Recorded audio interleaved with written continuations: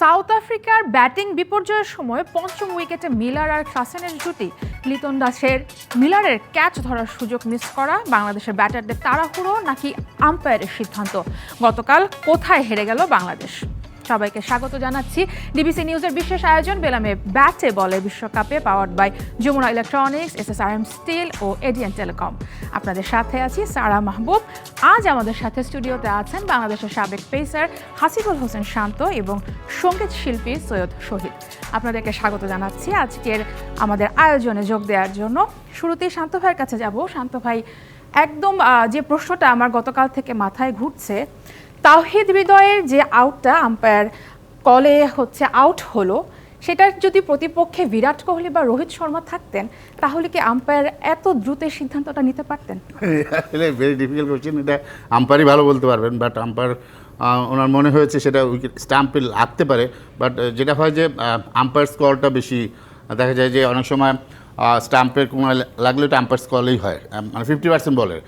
অনেক সময় দেখা যায় কিন্তু এই সুবিধাও পায়, আম্পায়ার আউট দেয় নেই, আম্পায়ার স্কলে তখন এটা আউট হয় না। অনেক ক্ষেত্রে ব্যাটসম্যানদেরও এটা দেখা যায়। বাট আমাদের ব্যাড লাক বলতে ওই সময়টা আম্পায়ার যেভাবে বলের অ্যাঙ্গেলটা দেখা যাচ্ছিল, খালি চোখে আম্পায়ার আউট না দিলেও পারতো সেটা। একদমই, এবং যে দ্রুততার সাথে তিনি যে সিদ্ধান্তটা নিয়েছেন, এছাড়াও পুরো ম্যাচেই আমরা দেখেছি বাংলাদেশ ব্যাট করার সময় বেশ কিছু ওয়াইড দেয়া হয়নি, এবং মাহমুদুল্লাহ রিয়াদের ব্যাট করার সময় যে সেখানেও একটা লেগ বাই ছিল, লেগ বাইয়ের 4টা রান, কিন্তু সেটাও ওই সময় দ্রুততার সাথে, মানে এমনকি একটা খেলা দেখে মনে হয়েছে প্রবণতা ছিল আম্পায়ারদের যে না আচ্ছা ঠিক আছে, বলটা হোক, সুযোগটা হোক, আমরা বাংলাদেশকে আউট দিয়ে দিব। আমি দর্শক হিসেবে, সমর্থক হিসেবে আমার এই কারণে মন খারাপ হয়েছে। হু নোজ, এটা তো বলা ভেরি ডিফিকাল্ট। বাট অনেক সময় দেখা যায় যে হতেও পারে আবার নাও হতে পারে। আসলে আম্পায়ার সাধারণত এ ধরনের কর্মকাণ্ড করবেন না আমার জানা মতে। সত্যি কথা বলতে যে আমাদের ব্যাড লাক, আমাদের কিছু শর্ট সিলেকশনের জন্য আমি মনে করি যে ব্যাটসম্যানরা যেভাবে আউট হয়েছেন সেটাও একটা কারণ হতে পারে। তারপরে মাহমুদুল্লাহ রিয়াদের ওইটা আরেকটু উপর দিয়ে গেলে হয়তো বা 6 হয়ে যেত, তো সেটাও আমাদের লাক ফেভার করেনি। আমার মনে হয় যে সাকিবকে একটু আগে ব্যাটিংয়ে নামালে, মানে তানজিদ সাকিব, ওনাকে একটু আগে ব্যাটিং নামালে মনে হয় ভালো হতো, কারণ উনি ভালো ব্যাটিং করে না আমার জানা মতে। সো সত্যি কথা বলতে যে লাকও ফেভার করিনি, আম্পায়ারের কিছু ডিসিশন আমাদের ফেভারে যায়নি। তবে আমাদের দেখতে হবে যে আমাদের ব্যাটসম্যানরা কী ধরনের শটসে আউট হয়েছেন, তো সেগুলো যদি বিবেচনা করি তাহলে কিছু ভালো অবশ্যই আমরা যে অবস্থা ছিল আমাদের সেখান থেকে কিন্তু আমরা ভালো ক্রিকেট খেলেছি। বাট কিছু শর্ট সিলেকশনের জন্য সাকিব, শান্ত, লিটনের ওই সময় প্রথম বলেই যে আসলে ফোর্স করাটা, আমার মনে হয় অত রান ছিল না যে ওই সময় প্রথম বলেই স্পিনারকে ফোর্স করাটা উচিত ছিল। তো এগুলো কিছু কিছু ছোটোখাটো ভুলের জন্য আমার মনে হয় যে আমরা ম্যাচটা হাতছাড়া হয়েছে। একদমই, খুব কাছ থেকে হেরেছে বাংলাদেশ দল। সৈয়দ শহীদ, আপনি আছেন বাংলাদেশ দলের, যে আমরা টুর্নামেন্টের শুরুতে মনে হচ্ছিল বাংলাদেশ কিন্তু খুব একটা ভালো অবস্থায় ছিল না, যেভাবে তারা টুর্নামেন্টটা শুরু করেছে। তারপর দারুণ একটা কামব্যাক হয়েছে শ্রীলঙ্কার সাথে ম্যাচ দিয়ে। কালকেও খুব কাছাকাছি আমরা জয়ের কাছে গিয়ে কিন্তু আমাদের পরাজয়টা মেনে নিতে হয়েছে, সেই কারণে কিন্তু মনটা আসলে বেশি খারাপ হয়েছে। আমি বলবো মনটা বেশি খারাপ হয়ে গেছিল কালকে। ফার্স্ট থেকে লাস্ট পর্যন্ত খেলাটা দেখছিলাম। আমি স্বভাবতই সবগুলো খেলা দেখি, হারুক বা জিতুক আমি বাংলাদেশকে সবসময় সাপোর্ট করে যাই। কালকে এটা একটু মন খারাপ হয়েছে, আবার ঠিক হয়ে গেছে, বাংলাদেশ আবার খেলবে, ভালো খেলবে। তো আমি দীর্ঘ প্রায় 40 বছর, মানে এনএনসি, যেটা মানে লন্ডনের যে একটা থার্ড একটা টিম, এনসিসি টিমটা যখন বাংলাদেশে আছে বঙ্গবন্ধু স্টেডিয়ামে, তখন খেলা দেখতে আসে। সেই দিনও আমি খেলা দেখেছি। তারপরে বাংলাদেশের যতগুলা গতবার বিশ্বকাপগুলো খেলা দেখতে চলে গেছিলাম। তো খেলাটা কেমন জানি প্রাণ, আমি একসময় খেলতাম। তো যেই কারণে খেলাটা হচ্ছে কি আমার কাছে একটা প্রাণ মনে হয়। যতক্ষণ খেলা চলে ততক্ষণ মনে হয় একটা অন্য একটা আশ্বরিক একটা লাইফ থাকে, রকমের উন্মাদনা কাজ করে, যারা লাইফ যেন, মানে ওইটাই একটা লাইফ। পৃথিবীর সমস্ত কিছু মনে বন্ধ হয়ে যায়, আমার জন্য এটাই মনে হয় একটা লাইফ শুরু হয়ে যায়। তারপর খেলার লাস্ট পর্যায়ে যেটা ঘটেছে আসলে আমাদের ব্যাট লাগের কারণে। আর আমি এত বড় কোনো সমালোচক নই যে আমি বাংলাদেশের প্লেয়ারদের সমালোচনা করব। তবে আমার কেমন জানি মনে হয়েছে কালকে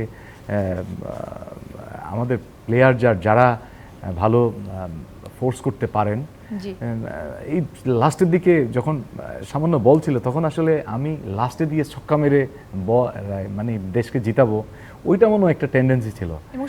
কারণ কি মানে আমি 2 রানটা না নিয়ে, কারণ চারিপাশে সব প্লেয়ারদেরকে চারিপাশে নিয়ে গেছে। আমি 2টা রান না নিয়ে আমি কি করছি না হয় কেমন জানি করছি, মানে বডি ল্যাঙ্গুয়েজে মনে হচ্ছে কেমন জানি আমি মানে অনেক কিছু করে ফেলবো, না হয় বলতে আমি পরে ছক্কা মেরে জিতাই নেব, ওই রকমের একটা টেন্ডেন্সি করতে গেছে। আমার মনে হয় সেটা, আমি এত বড় সমালোচক নই, সামনে যাতে শেখা থেকে একটু ভালো করা উচিত। জানি না কতদিন আর শিখতে হবে বাংলাদেশের, ইনশাল্লাহ একদিন ভালো করবে। অবশ্যই সেই আশা আমাদেরও থাকবে। আমরা একটু স্কোর কার্ডটা দেখব বাংলাদেশ এবং সাউথ আফ্রিকার ম্যাচের। বাংলাদেশ শুরুতে সাউথ আফ্রিকা টস জিতে তারা বাংলাদেশকে ফিল্ডিংয়ে পাঠায়। হেনরিক ক্লসেন এবং ডেভিড মিলারের কারণে আমি বলবো যে 113 রান তারা করেছে, 6টি উইকেট হারিয়ে। তানজিম সাকিবের অসাধারণ বোলিং ছিল, 3টি উইকেট নিয়েছেন তিনি 18 রান দিয়ে মাত্র। তাসকিন আহমেদ 2টি উইকেট নিয়েছেন, রিশাদ 1টি উইকেট নিয়েছেন, 32 রান দিয়ে 1টি উইকেট নিয়েছেন। জবাবে বাংলাদেশ 20 ওভারে করেছে 109 রান, 7টি উইকেট হারিয়ে। তাওহিদ হৃদয় 37 করেছেন 34 বল থেকে। মাহমুদুল্লাহ রিয়াদ 20 রান করেছেন 27 বল থেকে। নাজমুল শান্ত আমাদের অধিনায়ক 14 রান করেছেন উনি 23 রান থেকে, এবং বাংলাদেশকে একদম খেলাটা জয়ের মুখ থেকে ছিনিয়ে নিয়েছেন তিনি কেশব মহারাজ। 3টি উইকেট নিয়েছেন 27 রান দিয়ে। এনরিক নরকিয়ে 2টি উইকেট নিয়েছেন, কাগিসো রাবাদাও 2টি উইকেট নিয়েছেন। শান্ত ভাই শেষ ওভারে কেশব মহারাজের 3টা ফুল টস বল, 3 জন আলাদা ব্যাটার, 3টি বলের একটিও 6 হলো না। এটা আসলে আমাদের ব্যর্থতা নাকি ওনাদের সফলতা হয়ে গেল? না ভাই, আসলে প্রেশার মোমেন্টে একটু তো মানে টেন্স কাজ করে, বাট ফুল টস বল অনেক সময় অনেক ভালো বল। ফুল টস বল কিন্তু একদমই যে খারাপ বল তা না, কিন্তু অনেক লো ফুল টসও কিন্তু ব্যাটসম্যানদের খেলা একটু টাফ হয়। যেমন মাহমুদুল্লাহর বলটা একটু হলেও ফুল টস থাকলেও একটু লো করেছিল, মানে ডিপ করেছিল, সেই জন্য ফুল টাইমিং হয়নি। যাই হোক, ব্যাড লাগ আরেকটু যদি আমি বাইরেই চলে যেত, বাট সত্যি কথা বলতে যে তাসকিনও পরে ফুল টস বল মিস করেছে। সো আমার সেটা কথা না, লাস্টে যে ঘটনা, আমার কথা হচ্ছে যে আমরা যখন স্টার্টিং করি নরকিওকে যদি আমরা একটু দেখে, আমরা জানি ও মেইন বলার ওদের, ওই প্ল্যান জায়গাটা যদি আমাদের শান্ত বলেন, সাকিব বলেন যেভাবে আউট হয়েছেন, আমার মনে হয় যে এই শর্টসগুলো তখন না খেললেও হতো। শর্ট প্ল্যান বল ছিল, ফুল না খেলে যদি আমরা ডিফেন্সে বা 1 রানের জন্য খেলতাম, এটা আমার মনে হয় হলে ভালো হতো প্ল্যান করে খেললে। আপনি যদি দেখেন লিটনের কথা একটু বললাম যে লিটন প্রথমে চমৎকার ব্যাটিং করেছে। সো মহারাজ যখন আসলেন ফার্স্ট বলেই তাকে কিন্তু আপনার মানে কি বলবো, ডাউন দুর্গের উপর যে খেলতে চেয়েছেন আর কি, প্লেস করতে যেয়ে হাতের ক্যাচ দিয়ে দিয়েছে। তো আমার মনে হয় যে লো স্কোর ম্যাচে প্রথম বলে আসলে স্পিনার একদম ফাস্ট বল করতে এসেছেন, সে বলটা একটু দেখে খেলা উচিত ছিল। একদমই ফাস্ট বলটা চেঞ্জ করে তারা হচ্ছে কি স্পিনটা দিলে, এবং প্রথম বলে কিন্তু আপনি যদি দেখেন তৌহিদ তো কিন্তু 34 বলে 37 করেছে, বাকিরা কিন্তু 27 বলে 20, মাহমুদুল্লাহ শান্ত 30 বলে 14 করেছেন। তো আমার মনে হয় যে তৌহিদ যদি ফ্লুয়েন্টলি ক্রিকেট খেলতে পারেন, তো ওনাদেরও উচিত ছিল আসলে আর একটু ফ্লুয়েন্টলি খেলা, আর একটু মানে বল জাজ করে মারাটা উচিত ছিল। একদমই তাই। কিন্তু ঘুরে ফিরে যে কথাগুলো আসছে যে বিতর্কিত 2টি সিদ্ধান্ত আম্পায়ার, তখনও কিন্তু 15 বলে বাংলাদেশের 20টি রান দরকার বাংলাদেশের জন্য জয়ের। খুবই মানে ভালো একটা সুযোগ ছিল, বাংলাদেশ এই জয়টা থেকে বঞ্চিত হয়ে এসেছে। বাংলাদেশ বড় আসরে গেলে আমরা দেখেছি বিগত সময়গুলোতেও এই আম্পায়ারিং এর ইস্যুগুলো কি বাংলাদেশকে কি পীড়া দেয়? একটু তো হলেও পীড়া দেয়। এই ধরনের ডিসিশন বাংলাদেশের ফেভারেই আসে না, বিপক্ষে যায়। সেই কারণে মাঝে মাঝে দেখা যায় যে আমরা ক্লোজ ম্যাচগুলো হেরে যাই। ইন্ডিয়ার সাথে এরকম একটা কাহিনী হয়েছিল যে আম্পায়ার রং ডিসিশন দিয়েছে। সো এটা আমাদের ব্যাড লাক, এবং সত্যি কথা বলতে এই ধরনের ডিসিশন যদি হয়, মানে আমাদের মতন যারা আপকামিং টিম, মানে T20-তে মোটামুটি ভালো খেলার জন্য চেষ্টা করেন, তাদের যদি এইভাবে আউট হয় সত্যিই দুঃখজনক। আর সত্যি কথা বলতে যে আমার মনে হয় যে রিশাদকে আমরা বেশি রিশাদের কাছ থেকে চেয়েছিলাম যে উনি যেভাবে শ্রীলঙ্কার সাথে ব্যাটিং করেছেন সেই ব্যাটিংটা কিন্তু আমরা পাইনি। সেখানে জাকের আলীও কিন্তু ছিলেন গতকালকে প্রথম খেলতে নেমেছেন, তিনিও কিন্তু 3টা 4টা। এতদিন আমাদের চিন্তা ছিল যে আমরা ওপেনে আমাদের মানে প্রথম সারি ব্যাটসম্যানরা ভালো খেলছেন না বা একটা রান দিতে পারছেন না, সেই জায়গায় কিন্তু এখন দেখা যাচ্ছে যে লর্ড অফ মিডিল যারা আছেন, মিডল অর্ডার বলেন বা তৈরিতে বাদে, তারপরে মাহমুদুল্লাহ ছাড়া যারা সাপোর্ট দিবেন কেউ কিন্তু একদমই সাপোর্ট দিতে পারছেন না। সেই জায়গাটা হয়তো আমরা একটু হলেও পিছিয়ে আছি। অনেক গম্ভীর আলোচনা হয়ে মানে গিয়েছে। আমাদের সামনে একজন সঙ্গীত শিল্পী গিটার হাতে বসে আছেন, আমরা একদমই পরিবেশটাকে হালকা করে ফেলতে চাই। সৈয়দ শহীদ, আপনার কাছে একটা গান শুনবো এখন। আচ্ছা, আমি এই গানটা হচ্ছে কি নাহিদ, আমার ছোট ভাই নাহিদ, গানটা লিখেছে এবং সুর করেছে। তো এই গানটা একটু শোনাই একদম। প্রথমে। এই গানটা লাইভ এখনো করা হয়নি, আর Okay. আমি ভালো গিটারিস্ট না, ওই কোনো সময় একটু মানুষের সামনে গান করার জন্য একটু গিটার বাজাই, না হয় আমার ব্যান্ডের মধ্যে আমি শুধু ভোকাল হিসেবে কাজ করি। আমার গিটারিস্ট হচ্ছে কি জয় এবং সঙ্গে শুভ, এরাই আমার সঙ্গে থাকে। আজকে যেহেতু একলা গান করতে হবে, তাই টুংটাং কিছু তো করতে হবে, তাই সেই গিটারটা একদমই নিয়ে আসা। একদমই।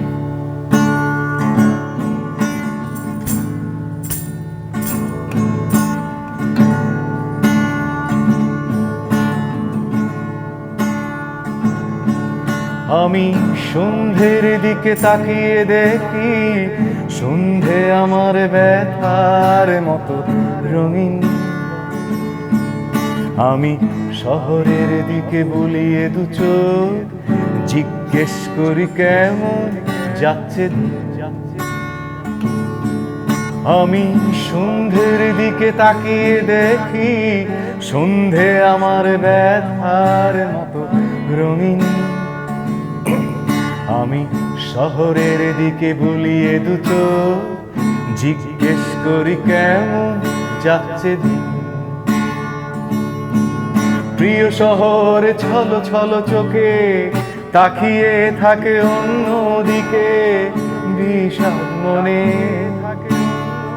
শহরে আর জোছনা নেই, ভালোবাসাহীন সব কিছুতেই প্রতিক্ষণে ভালোবাসা। আমি কোথায় গেলে বলো ভালোবাসা পাই, ক্লান্ত ভীষণ হৃদয় নিয়ে কোথা পালাই। আমি কোথায় গেলে বলো ভালোবাসা পাই, ক্লান্ত ভীষণ হৃদয় নিয়ে কোথা পালাই।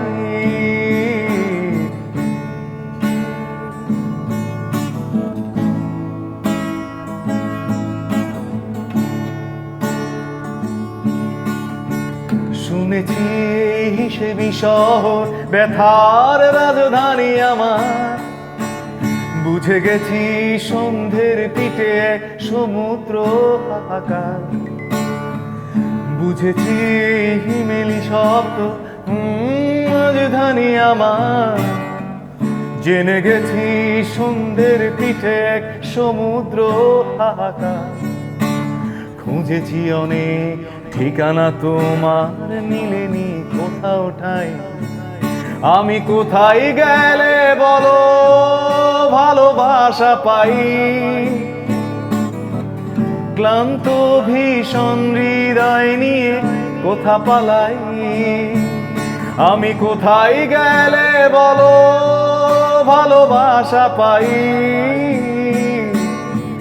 ক্লান্ত ভীষণ হৃদয় নিয়ে কোথা পালাই।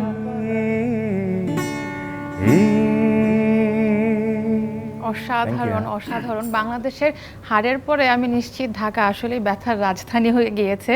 ব্যথাটা কেটে যাক। আমাদের এখনের অনুষ্ঠানে একটুখানি বিরতি নেওয়ার সময় হয়ে গিয়েছে। ব্যাটে বলে বিশ্বকাপে নিচ্ছে একটা বিরতি, ফিরছি কিছুক্ষণ পরই। ওয়েলকাম ব্যাক টু বেলমে ব্যাটে বলে বিশ্বকাপে, powered by Jamuna electronics, SSRM steel and ADN telecom. আপনাদের সাথে আছি আমি সারা মাহবুব। আলোচনা করছিলাম গতকাল সাউথ আফ্রিকা এবং বাংলাদেশের ম্যাচ নিয়ে। আমাদের সাথে আছেন আমাদের সবার প্রিয় বাংলাদেশের সাবেক পেসার আমাদের শান্ত ভাই এবং সঙ্গীত শিল্পী সৈয়দ শহীদ ভাই। ওকে, ওয়েলকাম ব্যাক। আপনাদেরকে সাকিব আল হাসান, দুটি ম্যাচ হয়ে গিয়েছে, যুক্তরাষ্ট্রের পর্ব বাংলাদেশের গ্রুপ পর্বে শেষ। এখনও আমরা সাকিব আল হাসানের পারফরমেন্সটা দেখতে পাচ্ছি না। শান্ত ভাই, বাংলাদেশের পরবর্তী দুটো ম্যাচে সাকিব আল হাসানের রোলটা আসলে এখন কতটা ক্রুশাল হয়ে গেল?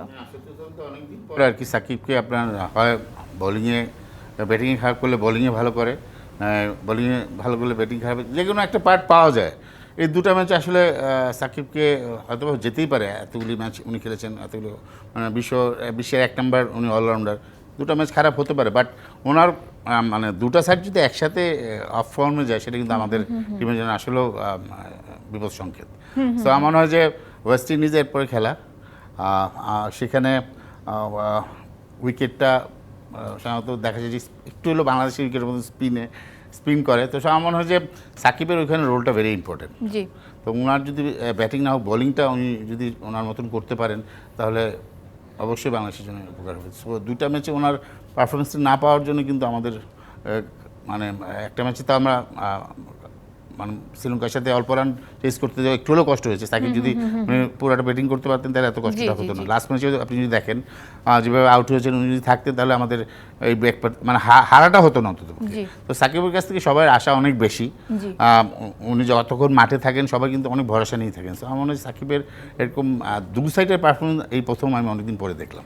জি, এবং তারপর প্রথমে টপ অর্ডারদের ব্যর্থতা, সাকিব খুবই একটা মানে কি বলবো ইম্যাচিওরভাবে আউট হয়ে যাওয়া সাকিব আল হাসানের জন্য, যেভাবে উনি গতকাল আউট হয়ে গেলেন। তারপরও কিন্তু উইকেট নিয়ে অনেক আলোচনা হচ্ছে যে এই উইকেটটাতে আমরা দেখছি যে সব ব্যাটাররাই ভালো ভালো ব্যাটাররাই কিন্তু স্ট্রাগল করছেন। এখন উইকেটের হিসাব করলে আবারও কথা চলে আসে বাংলাদেশের শেষ ওভারটাতে, সেখানে কিন্তু বাংলাদেশের ম্যাচটা কিন্তু তাদের হাতে ছিল। আবারও মন খারাপ হয়ে গেল একটু, পরপর তিনজন ব্যাটার 3টা ফুল টস বল মিস হয়ে গেল। তারাও কিন্তু যথেষ্ট যে মিস টাইমিং করেছেন, মাহমুদুল্লাহটা আসলে আরেকটু টাইমিং হলে ভালো হতো। আর তাসকিনাটা মনে হচ্ছে যে জায়গায় বলটা ছিল ওখান থেকে খেলাটা একটু হলো টাফ, বলটা একটু কুইকার ছিল। ওনার আসলে অপশন ছিল না, ওটা ফুল টস হয়েছে। লাকিলি যদি আমরা মেরে দিতে উনি পারতেন তাহলে কিন্তু আমার মনে হয় এই জায়গায় আমার জানা মতে সাকিব অনেক ভালো ব্যাটিং সাকিব, এই জায়গাটা আমরা একটু মিস করেছি স্ট্র্যাটেজিক্যাল প্ল্যানিং এ। আমার মনে হয় কারণ রিশাদ একটা ম্যাচে শ্রীলঙ্কার সাথে ভালো খেলেছেন, তো আমার মনে হয় তার চেয়ে কিন্তু তানজিদ সাকিব অনেক বেটার ব্যাটসম্যান। এবং ওনার কিন্তু আমার যতটা খেলা দেখে মনে হয়েছে উনি এরকম নার্ভাস মোমেন্টে কিন্তু বেশ ঠান্ডা মাথায় খেলতে পারেন, ভালো ব্যাটিং করেন এবং ওনার অনেক ফার্স্ট ক্লাস ম্যাচে অনেক ভালো ভালো রান আছে।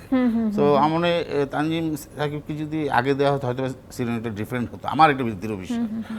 সত্যি কথা বলতে যে আমরা যেভাবে মানে বোলিং স্টার্ট করলাম আসলে কেউ কল্পনাও করিনি, পুরো ব্যাট লাগে। আসলে সত্যি কথা বলতে আপনি দেখেন তামিম যেভাবে 2টা 4 মারলো, তারপরে বল আবার চার্জ করতে যে আউট হলো, এইগুলো কিছু জিনিস আসলে আমাদের যেখানে ব্যাটসম্যানরা যারা ব্যাটিং করেন তারা তাদের ব্যাটারদের চিন্তা করতে হবে যে আমি 2 বলে 2টা 4 হয়েছে, আমি কি এই সময় ফোর্থে যাবো কি না, অল্প রান।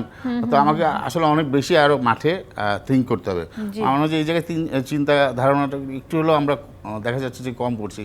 তো আমাদের ব্যাটার যারা আছেন তাদেরকে আরেকটু হলেও মনোযোগ দেওয়া, মানে কি বলবো, মানে চুজ দ্য বল, কোন বলটা হিট করতে হবে, কোন বলটা ছাড়তে হবে, কোন বলটাকে সঠিকভাবে খেলতে হবে, সেই জায়গাটা একটু হলেও পিছিয়ে আছে আমার মনে হয়। একদমই তাই।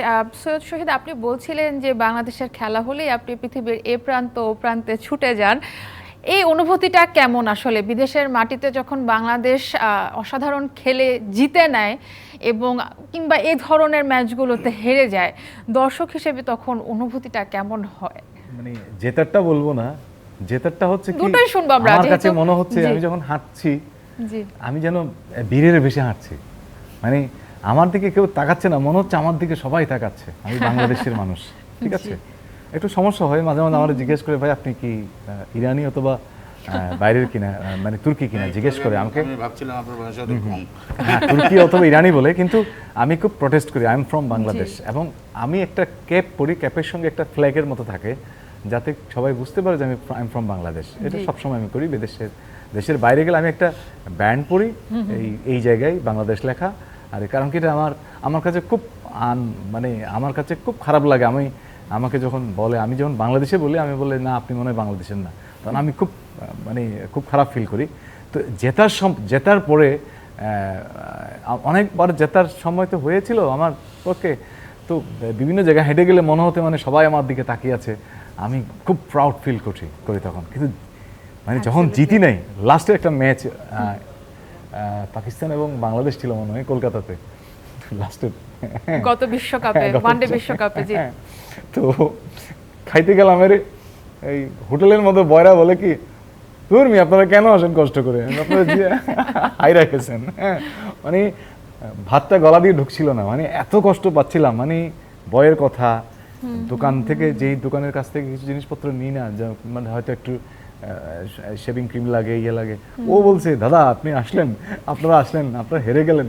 মানে কি যে কষ্ট এটা, আমার মনে হয় আমার লাইফের আমাকে কেউ বকা দিলে এরকম কষ্ট আমি পাই নাই ছোটবেলা। মানে ওরা যেই কথাগুলো বলেছে, রাস্তা দিয়ে হাঁটতেছি, কি দাদা হেরে গেলেন, কেন আসেন এখানে আপনারা হেরে হাঁটতে, মানে এই যে খুব তাচ্ছিল্যভাবে কথাগুলো বলা, তো এগুলো খুব কষ্ট লেগেছিল, মানে আমি একদমই। আর সহ্য করতে পারছিলাম। আমি সাকিব ভাইয়ের সঙ্গে দেখা হয়েছিল একদিন, জি। বলে ভাই খুব কষ্ট হয়েছে, এই শহীদ ভাই টেনশন করেন না, তুমি পরে আনো পোষাই দেবো না, আমারে বললো ঠিক আছে হ্যাঁ ইনশাল্লাহ ঠিক হয়ে, আপনি টেনশন করেন না। যেহেতু খেলা দেখতে দেখতে অনেক জনের সঙ্গে একটা পরিচয় আছে, ভালো আমি সম্পর্ক বলে তৈরি দিই হয়ে যায়। আমার তো জি, এখানে জি। কিছু চাও না। আমি ইয়েকেও বলছি বারবার ডাক মারতেছে, তা আগেও ডাক মারছে, তখনও বলছি বা আপনার না করলে ভালো হবে। আমি না বলি, যেহেতু পরিচিত মানুষ আপনারাই জি। বুঝতে পারবেন, যারা জি, দর্শক জি। আছে তারাই বুঝবেন। বারবার খালি ঢাক মারবে প্রথমে নেমে, এটা না আরেকটু প্র্যাকটিস করে আরেকটু ইয়ে করে মনে হয় ভালো করলে দেশকে কিছু দিতে পারবে আমার মনে হয় আর কি। নিজেদেরই ঠিক করে নিতে হবে, আমি মনে হয় কনফিডেন্সটা তৈরি করুক আগে, মনে হয় আর কি। ওনারা প্লেয়ার, ওনারা ভালো বুঝেন। একটা কনফিডেন্স তৈরি করা, নিজের কনফিডেন্সটা তৈরি না করে একটা দেশের প্রতিনিধিত্ব করা আমার মনে হয় আর কি। একদমই তাই। বাংলাদেশ একটি ম্যাচ হেরেছে, আরো 2টি ম্যাচ আছে। বাংলাদেশের আবারও জেগে ওঠার একটা সুযোগ আছে। ইনশাল্লাহ, জেগে ওঠার জেগে কথা উঠবেই। বলতে কিন্তু একটা গান আমার মনে পড়ছে, আমি নিশ্চিত শহীদ ভাই বুঝতে পারছেন আমি কোন গানটার কথা বলছি। আমরা আরেকটা গান শুনবো। আচ্ছা, আমি কি এটা লাস্টে করলে ভালো হতো না যদি আর জ্বলে যেহেতু উঠতো জেগে বাংলাদেশটা? ওঠা নিয়ে আমরা গল্পটা করছি, আচ্ছা। সমস্যা নেই। এই গানটা খুব সুন্দর একটা গান, আমাদের ব্যান্ডেরই গান, জলটু বাংলাদেশ। এই কাজটা করেছিলাম আমাকে, এটা স্টোরি আমি বলবো না, এই স্টোরিটা অনেক বড় একটা স্টোরি গানটা করার সময়। তো এই গানটা কেন জানি খুব পপুলার হয়ে গেছিলো, আমাদের ব্যান্ডের দূরবীনের গানটা পপুলার হয়ে গেছিলো। আর আরিফিন রুমি, আমি, আইয়ুব শাহরিয়ার, কাজী শুভ, এই 4 জনে গিয়েছিলাম। আর টিউনটা আমি, আইয়ুব, রুমিরা তিনজনে মিলে আমরা করেছিলাম টিউনটা। আর এআর রহমানের খুব নিকট আত্মীয়, তার কাছ থেকে আমি কিছু টিউনের ইয়া নিয়ে আসছিলাম চেন্নাই থেকে গিয়ে। আচ্ছা, এইটা আচ্ছা। এটাই। ওকে। জ্বলে ওঠো বাংলাদেশ, গর্জে ওঠো বাংলাদেশ, কোটি প্রাণের আশা পূরণ করে দাও, লাল সবুজের কুঞ্চান হাতে হাতে ছড়িয়ে দাও, লাল সবুজের বিজয় নিশান হাতে হাতে ছড়িয়ে দাও। ও হো হো ও হো হো ও হো হো। ভুলে গেছিলাম, এই গানটা লিখেছিল হচ্ছে রবিউল ইসলাম জীবন।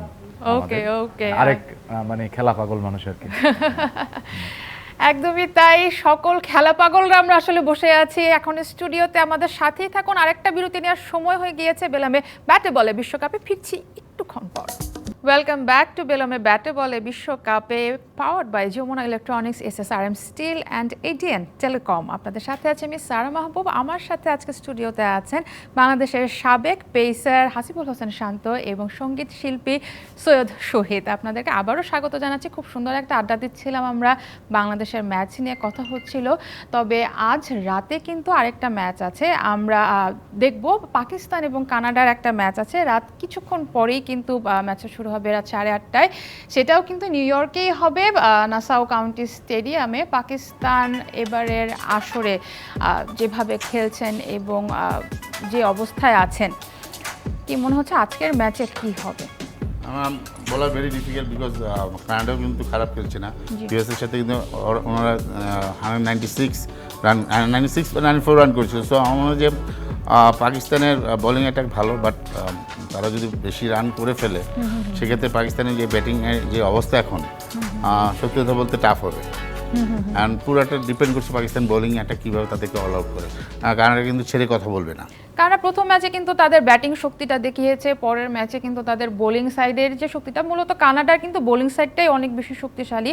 তারা কিন্তু বোলিং সাইডটার তাদের যে ব্যালেন্স একটা বোলিং সাইড আছে সেটাও দেখিয়েছে। এবং উইকেটে টসের ব্যাপার আছে, জি, জি। এখানে উইকেটটা দেখা যায় যে এগুলো আগে ব্যাটিং করলে মানে বেনিফিটটা বেশি পাওয়া যায়। একদমই তাই। সৈয়দ শহীদ, আপনার কাছে জানতে চাইবো, পাকিস্তান ইন্ডিয়া এই দুটো দলকে তো আসলে অনেক আগে থেকেই ফলো করা হয়। এই দুটো দল নিয়ে প্রেডিকশন কেমন, কি মনে হচ্ছে এবারের ওয়ার্ল্ড কাপে?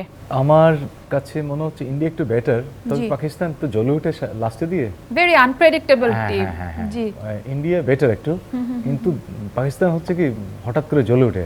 জি। তাদের আবার সামর্থ্য ভালো, জি জি। বোলিং সাইড এবং ব্যাটিং সাইড দুইটাই খুব একটা স্ট্রং। কিন্তু এবার কিন্তু একেবারেই হচ্ছে ব্যাটিং সাইডটাতে তাদের এত ভালো ভালো ফিল্ডিংটা খুবই বাজে করছে। খুবই বাজে। দুটো জি। ম্যাচে ফিল্ডিং কিন্তু খুব বাজে ওরা করেছে। ওরা আসলে বলা যায় না, হঠাৎ করে দেখি যে একদম ফিল্ডিংও ভালো হয়ে গেছে, মানে প্রতিটা সাইডই তারা ভালো করা শুরু করবে হঠাৎ করে।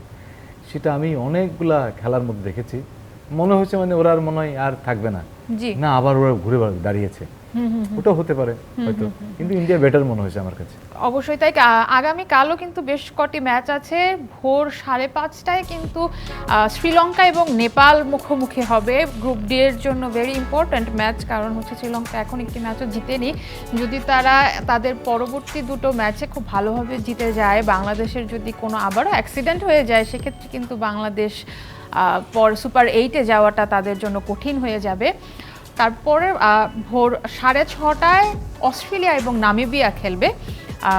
নামিবিয়া ভালো ক্রিকেট খেলছে। নামিবিয়া ভালো খেলছে। তো অস্ট্রেলিয়া মানে এবারে বিশ্বকাপে আসলে এতগুলো আপসেট অলরেডি হয়ে যাচ্ছে, এবং যারা কম অভিজ্ঞতা সম্পন্ন দল তারা এত সুন্দর ক্রিকেট খেলছেন।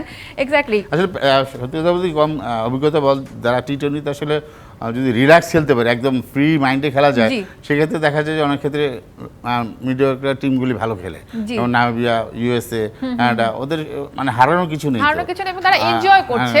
ইউএসএ এর খেলাও কিন্তু কাল আছে, তাদের প্রতিপক্ষ ইন্ডিয়া 8:30টায়, সেটাও নিউ ইয়র্কে খেলা হবে।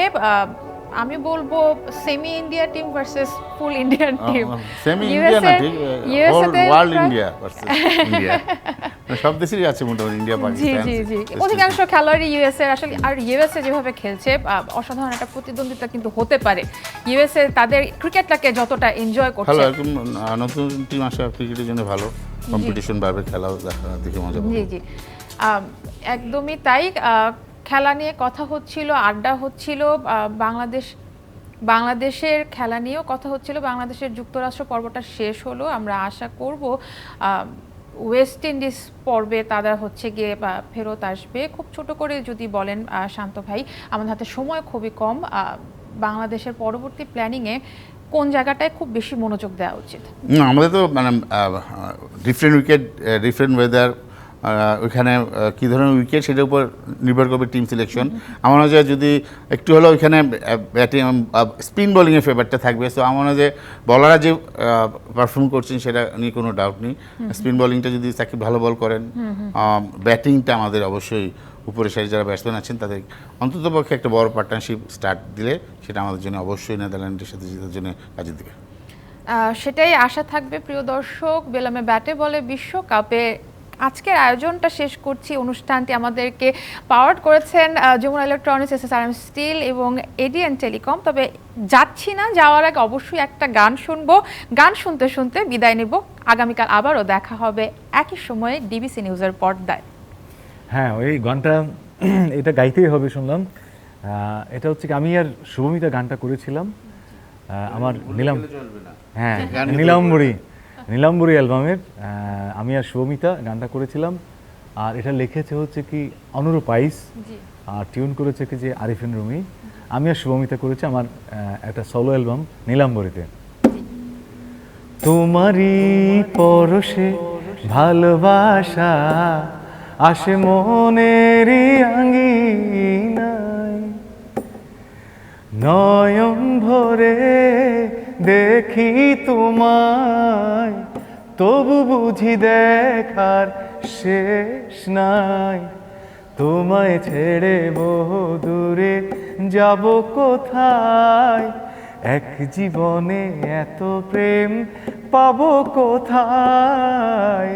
তোমায় ছেড়ে বহু দূরে যাব কোথায়, এক জীবনে এত প্রেম পাবো কোথায়।